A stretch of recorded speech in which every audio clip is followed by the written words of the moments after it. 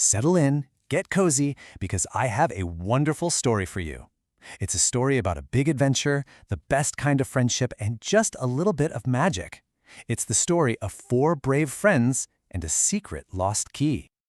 Once upon a time, deep in a land where the forests were the greenest green you've ever seen, like emeralds, and the lakes shimmered like a sky full of diamonds, well, that's where our story begins. In this magical place live four of the very best friends. And this forest, it was their home, and the perfect place for all their amazing adventures. So, are you ready to meet them? Here they are. We have Handan, Furkan, Ceren, and Erdem.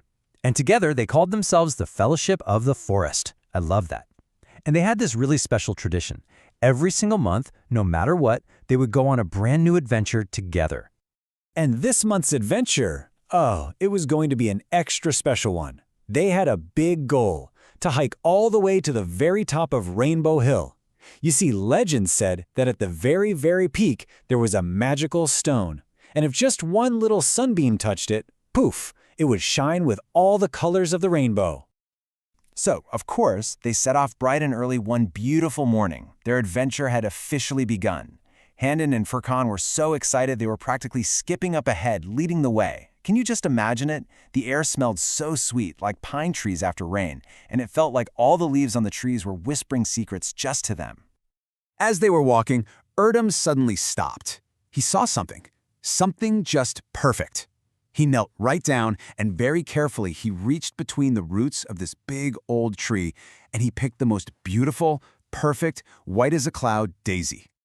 And then he turned to Ceren, and with a little smile, he said, "You are the only thing that can compete with the beauty of this forest, Ceren." Oh, her cheeks turned the prettiest shade of pink. She took the flowers so gently and tucked it safely into her bag. It was just one of those little moments, the kind you know you'll remember forever. But then, as they walked a little further down the path, all their happy chatter just stopped. Because there, sitting under the long branches of a giant oak tree, was an old man. And he looked so sad, just so very sad, like he was carrying all the worries of the world. Now Furkan, he just had the kindest heart. He couldn't just walk by. He stepped a little closer and asked, so gently, "Grandfather, is something wrong?" The old man looked up at them, and his eyes were just filled with worry. The old man let out a big sigh. "Oh, my dear children, I've lost the key to my house." Then he paused. "Well, actually, it was taken. It was taken by a tepagos, a cyclops." He told them how this giant who lived in the forest had found his key and was now just playing with it, and the poor old man was locked out of his own home. Well, the old man must have seen the worried looks on their faces, because he quickly added, "Now, don't you be afraid. He's a giant, it's true, but he has a really soft heart. He isn't mean at all." And you know what? Before anyone else could say a word, Erdem stepped right up and promised, "Don't you worry one bit, Grandfather. We are going to get your key back for you." And just like that, their trip to Rainbow Hill had a new, very important mission. On their way to the Cyclops' clearing, they saw a tiny little bird, its wing all tangled up in a branch. Oh, the poor thing. So they all worked together, so gently, and set it free. And as the little bird flew up into the sky, it sang the sweetest thank you song, which made all of their hearts feel just a little bit braver. Finally, they got there. They peeked out from behind some big bushes, and there he was, the Cyclops. And wow, he was huge, with one big eye right in the center of his forehead. But he wasn't scary, not one bit.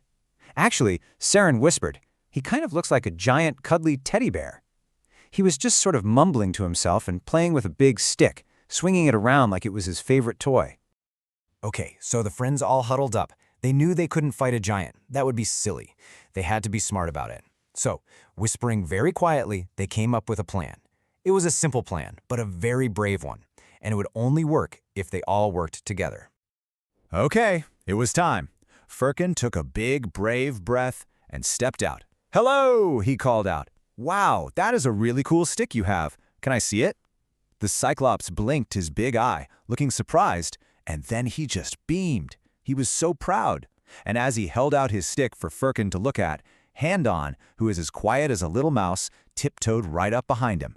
She saw the shiny silver key on his belt, reached out, and snatched it. He didn't notice a thing. It actually worked. They had the key, and they didn't just walk back. Oh no, they ran. They raced back through the forest as fast as their feet could go, all the way back to that big oak tree.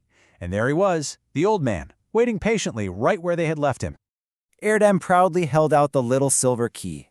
"We have it," he said. The old man's whole face just lit up. He had the biggest, happiest smile they had ever seen, and little tears of joy started to roll down his cheeks. "Oh, my children," he said, "you are the bravest, kindest kids in this whole entire forest." So, with their very good deed done and feeling wonderful about it, the Fellowship of the Forest remembered their first mission. They went back to the path and continued their journey, climbing higher and higher until at last they made it. They were at the very top of Rainbow Hill. And then it happened. Just as they got to the very top, a little ray of sunshine broke through the clouds and touched the giant stone. And instantly, it was like a color explosion. The stone burst into 1,000 sparkling lights. There was red and orange and yellow and green and blue, every single color you could possibly dream of. It was the most beautiful thing they had ever seen.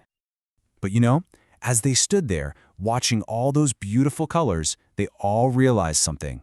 The stone, it was definitely magical. But the real magic of the day, that was something else. The real magic was finding the courage to help someone. It was their friendship that kept them strong. It was the kindness they showed to the old man and the incredible teamwork that made their plan work. Erdem looked over at his friends, and they were all smiling. And he just knew. It was never really about the magical stone on top of the hill. The real adventure, the real treasure, was everything that happened on the way there. Helping someone in need, being brave together, that was the best part. So our brave four learned a very important lesson that day. The very best adventures are the ones filled with kindness and friendship. And that got me thinking. What about you? What's the most beautiful adventure that you've ever been on?